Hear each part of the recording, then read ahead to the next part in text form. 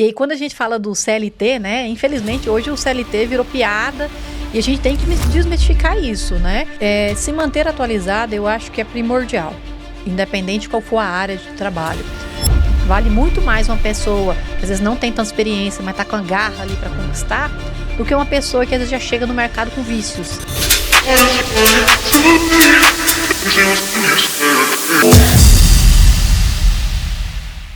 Muito bem, senhoras e senhores, sejam todos muito bem-vindos e todas muito bem-vindas. Começando aqui mais um AlphaCast, nosso programa obrigatório semanal. E hoje mais um dia especial, porque a gente tem uma convidada muito especial aqui, mas vou deixar para a professora Josi apresentar. Inclusive, como é que você tá? Tudo bem? Tudo bem, Breno. Fazia um tempinho, né, que você não aparecia por aqui. Estamos de volta. Hoje quem está aqui com a gente é a Ava Gardner, que é uma egressa do curso de Psicologia aqui da Unialfa, não é? E para começar, eu sei que você vai falar um pouquinho aí da sua formação, do seu currículo, né? Até porque é uma área, né, em que você atua profissionalmente. Sim. Mas eu queria já jogar uma pergunta, assim, ó, daquelas. O que o mercado de trabalho quer do profissional de hoje? Olá, primeiramente, muito obrigada pelo convite. Eu sou apaixonada pela Unialfa por ter feito parte aqui desse processo e ter finalizado agora, né, o curso de Psicologia e que já caminhando para pós-graduação, porque a gente não para. Mas hoje o que o mercado busca são profissionais que estejam dispostos. Eu acho que isso é o primordial. Você atuar no que você gosta, no que você é bom, que a gente possa potencializar o que você tem de melhor. Isso que as empresas estão buscando. Nós escutamos muito os profissionais de RH, né? Tá difícil contratar, realmente, não tá fácil. Mas é um grande desafio para que as empresas também busquem melhorias para receber esses novos candidatos que estão surgindo. Então, eu acho que dos dois lados nós estamos passando por momentos difíceis, mas desafiadores, mas também muito positivos, pensando em melhoria, projeção a longo prazo. Por que você acha que está mais difícil hoje? Tem algum movimento que está acontecendo, assim? Algum Sim, comportamento hoje, social? Os RHs estão percebendo que os candidatos estão mais exigentes, com razão. A questão das redes sociais está trazendo muita questão do ser autônomo, de você correr atrás do seu próprio negócio. E aí, quando a gente fala do CLT, né? Infelizmente, hoje o CLT virou piada e a gente tem que desmistificar isso, né? Você ter os seus direitos trabalhistas são necessários. E quando a gente fala das redes sociais, tem muita gente ganhando dinheiro com TikTok, que é bacana, mas não te traz aquela estabilidade financeira, é onde os RHs têm que falar assim, o que eu preciso fazer para chamar a atenção dos candidatos para que eles aceitem trabalhar na minha empresa, né? Então, hoje o maior desafio é esse, ter uma empresa atrativa e principalmente mostrar para os candidatos que vale a pena você estar ali no horário comercial, porque é necessário. As empresas não rodam se não tiver pessoas. E como é que está hoje, por exemplo, para o profissional se candidatar a alguma vaga? Eu sei que a gente tem LinkedIn, tem as plataformas próprias das empresas, tem outras plataformas do tipo, né? Mas conta pra gente, você que está do lado daí como recrutadora, eu acho, né, trabalhando com essa parte, né, de recrutamento, como é que os profissionais do lado de cá que querem ainda o CLT, tem muita gente que apesar de, né, a gente sabe que valorizam essa coisa da independência, da autonomia, mas tem muita gente que ainda busca, e principalmente quando está no início de carreira, a experiência é importante. Como que esse profissional é encontrado? Como é que quem está do lado daí chega nesse profissional de cá? Ou é só com essa candidatura tradicional ou tem alguma outra maneira? Não. Eu acredito muito no poder do network. Você ter uma boa rede de contatos pode te abrir portas. Que o seu nome seja lembrado. E todos os meus alunos, por onde eu passo, eu sempre falo. Seja aquele profissional que as pessoas vão lembrar, vão puxar ali na sua lista de contatos. Nossa, eu lembro daquele profissional, ele era bacana. Então, quando a gente fala sobre network, pode ser tanto pelas redes sociais, pela sua rede de amigos, como o próprio LinkedIn mesmo. Eu, quanto RH, eu não fico esperando aquele currículo que caia somente no meu e-mail. Eu vou atrás dos candidatos. E estar no LinkedIn, por exemplo, com um perfil abandonado, feio, não, assim, abandonado mesmo, dificulta para que os recrutadores cheguem até você. Então, toda orientação que eu trago, no processo de Hunter, né, nós buscamos candidatos, é através de palavras-chave. Então, você ter os recrutadores na sua rede. Então, eu resumo tudo em network. Estar no lugar certo, com as pessoas certas conectadas a você, pode te abrir muitas portas e, principalmente, se posicionar quanto profissional. A partir do momento em que você se posiciona, as pessoas têm clareza do que você busca, o que você faz, isso também pode abrir portas, né? Então, eu bato muito nessa tecla. Esteja na rede, use. O Instagram também é uma grande ferramenta, mas os recrutadores, na sua grande maioria, além de utilizar as plataformas, Gup, InfoJobs, tantas outras que nós temos por aí, o LinkedIn, para mim, é o primordial. O Instagram não é muito pessoal, não? Vocês buscam ainda no Instagram? É comum esse comportamento? O RH acaba buscando muito dentro do Instagram, como que é a sua vida pessoal, se o seu perfil for aberto também, né? Eu falo que particularmente, se você é um profissional que quer utilizar o Instagram, temos aquela opção de dividir, e tá tudo bem. Você deixar tem um profissional e um pessoal. Isso, porque às vezes você quer colocar uma foto que você tá ali bebendo uma cervejinha. Dependendo de quem vai ver e da forma que você posta, pode ser que não traga ali uma boa imagem. Mas se você é esse tipo que quer postar foto de biquíni, a gente sabe que nós somos humanos, nós temos uma vida além do trabalho. Mas se você quiser dividir as páginas, ok. Mas se não, eu sempre falo assim, gente, vamos usar de forma natural, tem que tomar só muito cuidado de qual é a sua área profissional. Hoje, por exemplo, quem trabalha na área da advocacia tem que tomar muito cuidado com o que posta, porque isso pode ser usado lá na frente. Então, eu não sou contra, tá? O RH costuma utilizar para ver como que é a sua rotina do dia a dia, mas não necessariamente, às vezes, para recrutar. Sim. O LinkedIn ele é mais assertivo. E a Gup que você falou, eu sei que muita gente, eu já ouvi muita gente falar assim dela com terror, né? Sim. Tipo, parece que ela é o terror dos candidatos. Por quê? Dentro da Gup, existem vários filtros, né? Então, a gente preenche todo o perfil da Gup, você consegue deixar o seu currículo lá no banco de dados, o RH vai ter acesso, também utilizando palavras-chave, então bom preenchimento também é um grande diferencial. Só que existe dentro da plataforma alguns testes, né?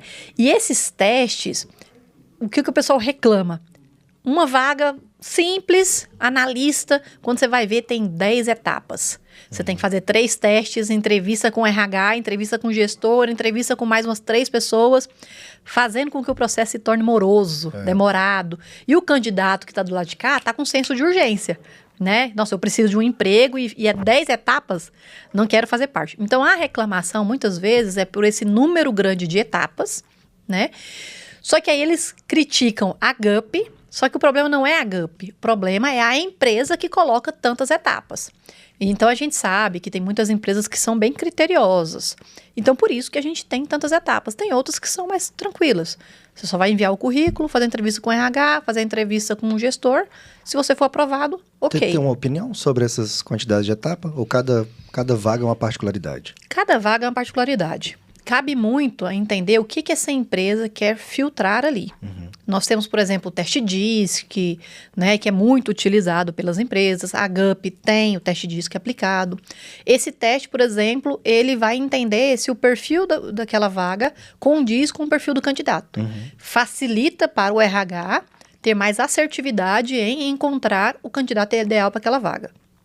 Só que, realmente, às vezes, quando você deixa o processo muito moroso e no final o candidato, por exemplo, vai concorrer a uma vaga de R$2.000, isso acaba frustrando o candidato. Então, eu acho que tem que ter um equilíbrio. Se for uma vaga mais estratégica, coordenação, supervisão, até talvez faça sentido. Mas vagas mais operacionais, eu acho que tem que ter um equilíbrio. Porque senão as pessoas desistem. Né? Então, isso é um ponto a se observar. Eu, quanto RH, acho que é muito válido. Só tem que ter um equilíbrio.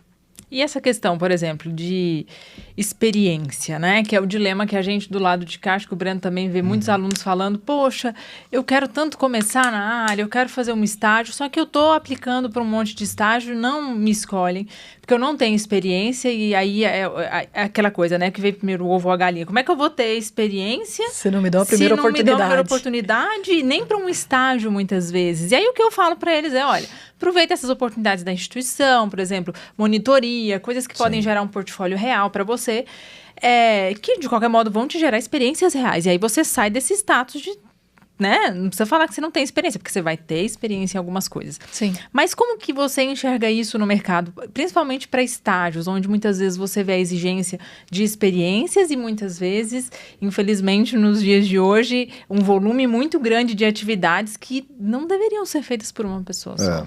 Isso. É uma questão de educação que a gente precisa compartilhar com as empresas. Quando nós falamos, por exemplo, o programa Jovem Aprendiz, que é dos 14 aos 24 anos, a gente percebe que após os 18, a gente já tem um público ali que fala assim, mas ele vai querer ser aprendiz? Mas talvez vai ser a primeira oportunidade que ele vai conseguir. Para ele se encontrar, falar assim, nossa, é isso mesmo que eu quero? Pode ser uma oportunidade. Quando nós falamos de estágio, nós temos a oportunidade de estágio quanto ensino médio, que você já pode entrar e começar a ter sua primeira experiência. E nós podemos, já dentro de uma universidade, você buscar estágios que te dê essa primeira bagagem. Só que, infelizmente, nós temos aí empresas que querem que um estagiário já chegue pronto. E aí é complicado. A gente precisa educar. Nosso papel quanto RH também, muitas vezes, é chegar no gestor e falar assim, vamos com calma. Essa pessoa, às vezes, o que eu trago para os meus candidatos, tente fazer alguns cursos complementares. Você não tem experiência prática? Vamos trazer parte técnica? Busque, tem tantos cursos hoje gratuitos que a gente consegue verificar em vários lugares. Aproveite esse tempo que você não está trabalhando para se capacitar. Faça cursos que vai ser um diferencial. Mas o nosso papel quanto RH muitas vezes é trazer essa consciência para a empresa.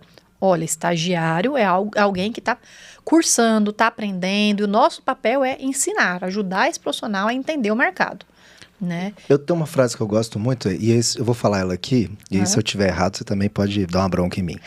Mas eu gosto de falar para os alunos assim, diga que você sabe fazer tudo, e lá você aprende. Meio que uma mentirinha, assim, né? Não sei se ela é saudável, mas é tipo isso, assim. Abre a oportunidade de você lá e mostrar que você está afim de aprender, que você está disposto e tal. Eu não sei se isso é correto de dizer, né?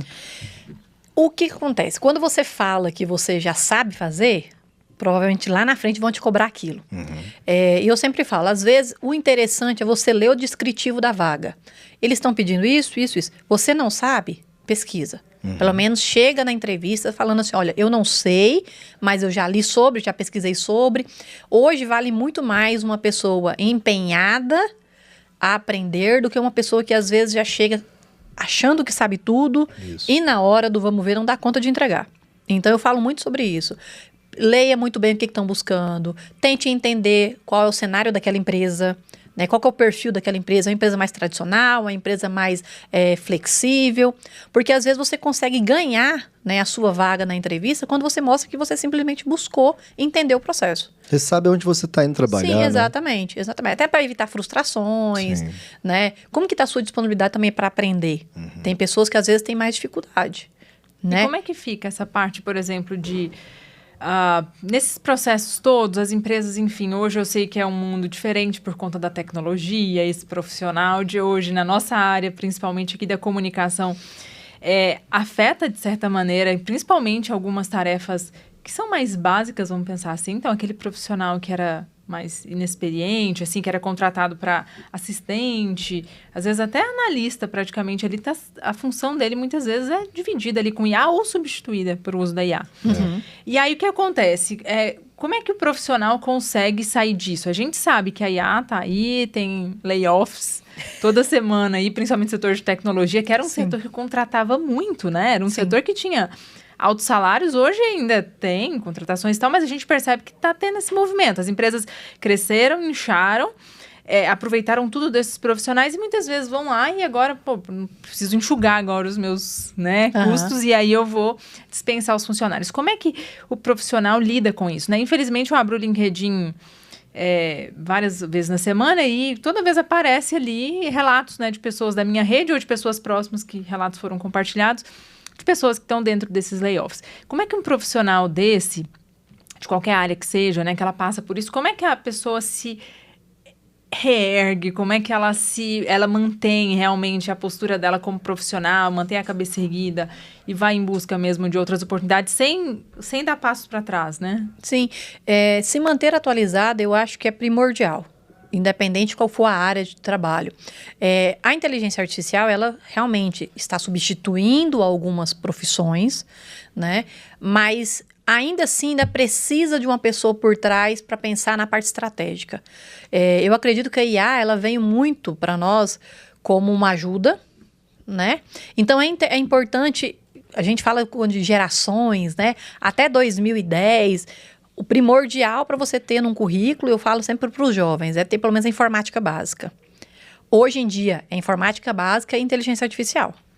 Então, para o jovem que está entrando no mercado de trabalho, 14, 15 anos, 16 anos, pai, mãe que está nos escutando, já oriente o seu filho a já entrar nos cursos básicos de inteligência artificial, pelo menos para entender e saber. Falei assim, olha, eu já sei qual profissão eu quero, como que a IA impacta nesse cenário. Quais são as inteligências artificiais? Quais são as tecnologias? Porque não necessariamente vai ser uma inteligência artificial, mas vai ser uma automação, né? Então, como que eu posso me sobressair diante dos meus concorrentes? Eu trabalho na área logística. Quais são os sistemas que uma empresa de logística utiliza? Fazer um cursinho básico, pelo menos ter vídeos, né? A gente tem tanto conteúdo gratuito na internet. Então, eu acredito que inteligência artificial, uso de redes sociais hoje também é muito importante. Às vezes a gente acha que é só a equipe do marketing. Não. Todo profissional hoje, de alguma forma, precisa aparecer, se posicionar. Se você não se posiciona bem, você vai ser julgado. Então, isso também é importante. Então, eu falo, primordial, tá entrando no mercado de trabalho é ter essa noção de que área você quer seguir, você pode até mudar, não tem problema, mas o que o mercado está pedindo? O que ele tem para te oferecer? Você não precisa saber de tudo, mas você precisa entender o caminho que você está indo. Vamos pesquisar sobre essa área, né? A partir dessa pesquisa, o que você acha que você precisa se especializar? Mas o básico de tudo, como eu falo, informática básica, inteligência artificial, e o que a área busca de você quanto profissional para que você se capacite antes mesmo de entrar, para você ter pelo menos a noção. Porque aí na prática, no dia a dia, às vezes a gente aprende muito mais do que num curso, né? Porque na prática você vai vendo o que dá certo e o que não dá certo. Até porque cada empresa tem uma particularidade. Então, às vezes você sabe toda a teoria. Na prática, você vai ver que não é bem assim que a coisa acontece.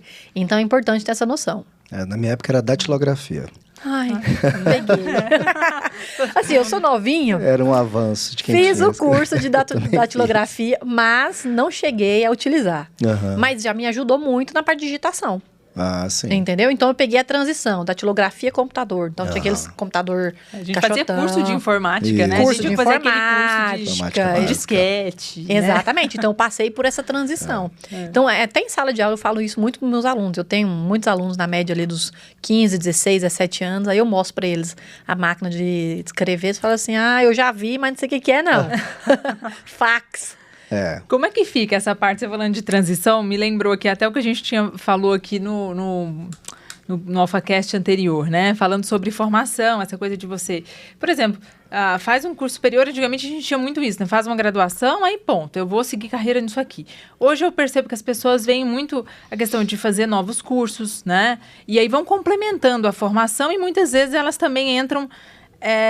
numa transição de carreira ali, elas resolvem pivotar, né, o caminho, né, profissional delas e ir para um outro rumo. O que você fala sobre isso, assim? Como é que você enxerga essa transição num mundo em que a gente tem tanta mudança, né? Assim, tá realmente num momento em que várias profissões estão quase que assim, sendo colocadas em xeque, né? E aí força um pouco essa transição de carreira, que muitas vezes não era nenhuma coisa que a pessoa pensava em fazer, mas de repente ela se vê tendo que fazer. Como é que você vê, como é que você aconselha as pessoas que eventualmente estão passando por isso, enfim? O importante é a gente pensar. Nós temos a transição planejada, que nós vamos pensar a longo prazo, fazer ali talvez uma poupança, né? Porque a gente sabe que muitas vezes na transição a gente precisa dar um passinho para trás para que a gente consiga entrar no mercado. Isso acontece muito. Mas tem aqueles momentos em que a pessoa fala assim, ponto, fui mandada embora e agora? O que eu vou fazer da minha vida? Que é emergencial. Que é emergencial, que não deu para planejar, não tem uma reserva, e o que eu vou fazer? Então, eu acredito que quando você vai fazer essa transição, conhecer o mercado onde você vai atuar é importante, ter resiliência para, às vezes, pensar que você talvez vai ter que dar um passinho para trás para que você consiga chegar onde você quer. E, a partir do momento em que a gente conhece esse caminho, a gente consegue traçar para onde eu vou, o que eu gosto de fazer. Eu falo muito sobre a questão de planejamento de carreira, que nós temos níveis, né? A gente fala muito sobre carreira em Y. Chega um momento da vida que você se torna especialista. E pode ser nesse momento de especialista que você começa a direcionar o seu trabalho não para algo ali generalista, que você faz tudo, mas para uma área que você se identifica mais. Gente, eu ia fazer uma pergunta sobre isso agora. Breno, se ele lê aqui, foi a primeira coisa que eu anotei aqui. Especialista ou generalista? Ou generalista. Porque a gente tem isso, né? Em várias áreas diferentes, tem essa questão... e dentro, por exemplo, eu vou falar mais da nossa área, que é comunicação, dentro da publicidade, algumas áreas onde, por um tempo, já se valorizou um aspecto ali mais generalista naquela posição e, em outros momentos, algo mais especializado ali. Um conhecimento mais especializado. Para você, hoje, o profissional ele precisa se preocupar, justamente, primeiramente, assim, em ser, então, esse bom generalista para depois se especializar, porque a gente percebe que as pessoas hoje já, assim, né, elas já querem se especializar de maneira muito rápida, elas nem entenderam, nem viveram quase o mercado, e elas já estão mergulhando num caminho que elas acham que vai ser o delas. O que você vê? Eu valorizo muito o profissional generalista, no sentido dele ter uma visão mais ampla dos processos. Então, a minha primeira formação foi em administração. Eu sou muito grata por ter feito a minha primeira formação nessa área, porque eu consigo entrar numa empresa, eu tenho uma noção sobre logística, sobre financeiro, sobre gestão de pessoas. Isso é muito positivo, né? Então, isso me trouxe um diferencial. Só que depois de um tempo, eu fui entendendo que eu tinha uma área que eu gostava mais. E aí eu fui me especializando. Hoje, é claro que o mercado está muito acelerado. E nesse processo, sendo muito rápido, os jovens já querem sair da faculdade, falando, não, eu quero atuar nessa área. E está tudo bem. O que ele precisa entender é que muitas vezes, como generalista, você está um pouco ali focado em uma área apenas. E será que você tem uma visão completa do processo, dos impactos de cada área? Então, eu acredito muito que a faculdade traz para a gente esse conhecimento generalista. Dentro da faculdade, você vai ter um momento ou outro em que você vai se identificar com uma área. E aí é onde você fala assim, eu vou fazer uma pós-graduação. Mas aí vem a parte do estágio novamente. Às vezes, quando você vai para a prática, você vai assim, opa, não é isso não. Eu sempre indico para quem tem essa possibilidade, fazer um estágio naquela área que ele quer se especializar, até para que ele entenda realmente, é isso que eu quero? Porque uma coisa, como eu falei, é a parte técnica, é a parte sala de aula. Quando você vai para a prática, vão aparecer problemas que às vezes na faculdade você não tem noção. Então, eu valorizo muito quem é generalista, mas eu valorizo muito também aquele jovem que já fala assim, eu sei o que eu quero, eu vou me especializar nessa área e eu vou ser muito bom nessa área. Só tem que entender o pró e o contra disso em cada uma das vertentes. Generalista, muitas vezes no mercado, pode ser que ele não seja tão valorizado financeiramente. Vai ser um profissional que às vezes vai ter um valor de um salário ali até legal, mas vai ter que socorrer todo mundo, apagar fogo o tempo todo. Eu dou muito exemplo da área financeira. Eu sou um analista financeiro, faço de tudo um pouco. Um dia eu estou em contas a pagar, um dia em contas a receber, um dia eu estou em notas fiscais. Você conhece tudo, mas você também adoece. Porque você, meu Deus, o que eu vou socorrer primeiro? Né? E aí quando você fala assim, não, eu vou me especializar na área contábil. Ótimo. Você começa no generalista para você conhecer o processo, mas você já começa a falar assim, eu quero ir para essa área aqui, né? E uma outra diferença também do generalista para o especialista é o porte da empresa em que você vai entrar. Se você for uma empresa pequena, entenda que possivelmente você vai ser um generalista. Porque a gente sabe que uma empresa pequena, a estrutura é pequena, não vai ter muitos funcionários. Em empresas de grande porte, você já vai entrar sendo mais direcionada para uma atividade específica. Então, isso pode até pensar na hora do planejamento da sua carreira. Se eu quero ser especialista, vamos tentar procurar empresas maiores? Porque a possibilidade de eu atuar no que eu quero realmente vai ser melhor em empresas grandes. Uma coisa que me preocupa muito, eu acho que é a obrigação de você ter que tomar decisões sobre o seu futuro sendo muito novo, né? Eu me lembro que eu entrei na universidade, eu tinha 17 anos, eu era muito novo, né? E eu fui entender que era jornalismo 8 anos depois, mesmo trabalhando em vários lugares e tudo. Então eu queria entender, assim, qual é a nossa obrigação de saber onde a gente quer estar se a gente não sabe nem quem nós somos, né? Para onde que a gente vai, e isso é muito difícil, assim. Eu fui fazer universidade depois aos 30 anos, eu escolhi fazer um outro curso, né? E chegar nessa posição de escolher isso foi muito difícil para mim também. Não foi nem uma transição de carreira, foi falar assim, não, eu vou estudar outra coisa para ver se eu gosto ou não.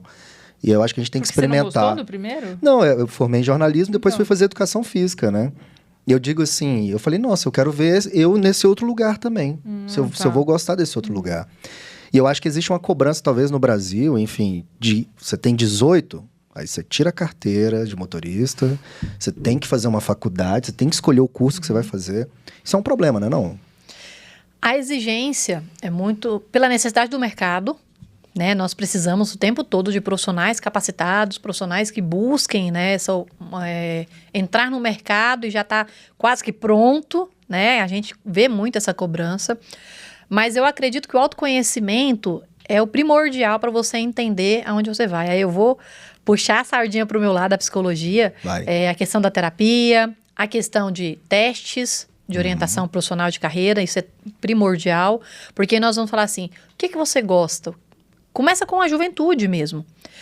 Quando a gente fala do programa Jovem Aprendiz, é uma ótima oportunidade para o jovem entrar para o mercado de trabalho e entender qual é a realidade de uma empresa. Exato. Até para ele falar assim, nossa, eu achei que eu era de exatas. Cheguei lá, eu estou num departamento de humanas, estou apaixonada, é aqui que eu vou seguir. Então, na prática, ele vai entender isso. Só que, realmente, nós temos um senso de urgência muito maior. Eu sinto isso, principalmente após a pandemia, onde as pessoas têm esse processo de que eu preciso conquistar logo. A gente vê muitos cases aí na internet, principalmente jovens milionários com 20 e poucos anos. E aí acaba esse espelho, né? Nossa, eu preciso ser que nem aquele cara. Aquela cobrança. Então, nós temos que tomar muito cuidado de forma saudável, esse autoconhecimento, mas principalmente falar assim, olha, o meu tempo é esse. E se você realmente não sabe para qual caminho seguir, procurar ajuda, né? Porque tem muito jovem que não consegue fazer um processo de autoconhecimento. E como é que acontece essa questão assim de entrada no mercado de trabalho? Porque eu vejo 2 caminhos também. Aquele jovem que ele vai assim, estudando, aí só lá quando eu vejo de vez em quando a pessoa que está lá quase formando e fala que está meio desesperada. Às vezes ela vem de uma estrutura familiar que, por exemplo, os pais pagam a faculdade, ela não precisa se preocupar com questão financeira, e isso vai deixando ela um pouco mais acomodada, mas, enfim, ela vai ali se dedicando aos estudos, ok. E aquele que começa a trabalhar desde cedo, às vezes em posições mais simples, inclusive em áreas que não tem a ver, às vezes, com a formação que ele está naquele momento. E eu percebo que parece-me, isso eu estou falando talvez da minha experiência de olhar alguns casos ao meu redor, aquele que começa a trabalhar cedo, ele tem mais chance de sucesso. Porque parece que ele já está na empresa, ele vai crescendo, dali de dentro ele vai sair dessa, vai para uma outra. Do que aquele que chega assim, poxa, agora eu estou preparado, meu diploma está aqui. Ou então eu estou quase pegando meu diploma, mas ele não tem experiência. É isso mesmo ou uma visão equivocada minha? Não, eu acho que faz muito sentido. Aquelas pessoas que começam a trabalhar pela necessidade, de certa forma a gente vê uma garra, né? Nossa, eu preciso conquistar, eu preciso melhorar. Aqueles que se dedicam ao estudo, não que ele não vai ter uma garra de buscar ir atrás. Só que nós entendemos que quando nós pensamos em plano de carreira, né, de crescimento, muitas vezes o RH vai pensar num analista, alguém que já está no mercado. Que é alguém que já sabe o que dá certo, o que dá errado, porque na prática ele foi aprendendo. Nós tivemos um período, não sei, 6, 7 anos atrás, 8 anos atrás, onde a questão da faculdade era extremamente importante. Hoje a gente vem passando por esse balanço, assim, será que faculdade é tão importante assim? E é algo que a gente tem que avaliar, sim, a faculdade é importante. A prática vai te trazer, sim, um conhecimento, mas a parte teórica, nós passamos por tantas atualizações diariamente e nós precisamos entender os impactos disso. Então, estar dentro de um curso é primordial. E aí, quando a gente fala desse profissional que está já ali trabalhando o tempo todo, ele também vai ter um desgaste, vai ter uma experiência, sim. Ele vai ter uma visão diferente dessa pessoa que não tem tanto no dia a dia. Mas é o que a gente tem que pensar. O que ele pode fazer nesse período de dedicação aos estudos para que ele seja diferente dos demais. Então, eu falo muito sobre a questão de oratória, a questão de se apresentar, na hora de uma entrevista falar, olha, eu não trabalhei porque eu me dediquei aos estudos, mas eu sei desse conteúdo, domina. Então, falar sobre o que você busca e do mercado que você está entrando também é um diferencial. E é o que eu falo, que eu falei lá no começo, né? Hoje as empresas buscam muito aquela pessoa que é empenhada. Vale muito mais uma pessoa que às vezes não tem tanta experiência, mas está com a garra ali para conquistar, do que uma pessoa que às vezes já chega no mercado com vícios. Que a gente fala muito sobre isso também. Tem muita empresa que gosta de profissionais que são iniciantes. Porque eles vão o quê? Vão moldar de acordo com a característica daquela empresa. Então, a gente tem que tirar um pouco desse preconceito. Eu não tenho experiência. Ok, tem empresa que gosta de você assim e vai te treinar para a característica daquela empresa. Mas a sinceridade não pode ser um problema, não? Do tipo ele chegar e falar, eu sou muito tímido, já estou avisando aqui agora. Sabe assim, é legal que a pessoa faça isso, que ela deixe muito claro que o combinado não saia caro, né? Quando eu vou treinar os meus mentorados, eu sempre falo, se você acha que você tem um defeito, o importante é você falar, eu tenho esse defeito, mas eu já estou fazendo isso para melhorar. Por exemplo, eu sou muito tímido, mas o que eu estou fazendo? Eu estou fazendo um curso de teatro. Legal. Quantos que eu já escutei falando isso? Porque ele vai mostrar que, assim, apesar da minha timidez, isso não me bloqueia. E também, quando nós falamos sobre perfis de candidatos, é importante a gente entender. Você é tímido? Eu não vou te colocar para você ficar atendendo balcão, candidatos, atendendo cliente o tempo todo, porque eu sei que você vai ter muito mais dificuldade. Sim. Né? Então, entender o perfil certo para o cargo certo é um ponto primordial também. Né? Eu, quanto RH, é claro que nós queremos fechar as nossas vagas o mais rápido possível, né? Mas não adianta eu colocar a pessoa muito boa no lugar errado, que não vai dar certo. Aí a empresa não anda. E não tem como demitir o dono da empresa, né? Aí não tem como. Se eu pego uma empresa que tem uma cultura, por exemplo, muito rígida, muito, não sei se eu posso falar tradicional, às vezes muito arcaica, e eu pego uma pessoa que é totalmente flexível, vai ter conflito. Vai ter. Então, é por isso que o recrutamento e seleção, ele também bate muito nessa tecla, entender o perfil certo para o cargo certo, para a gente não ter problema no futuro.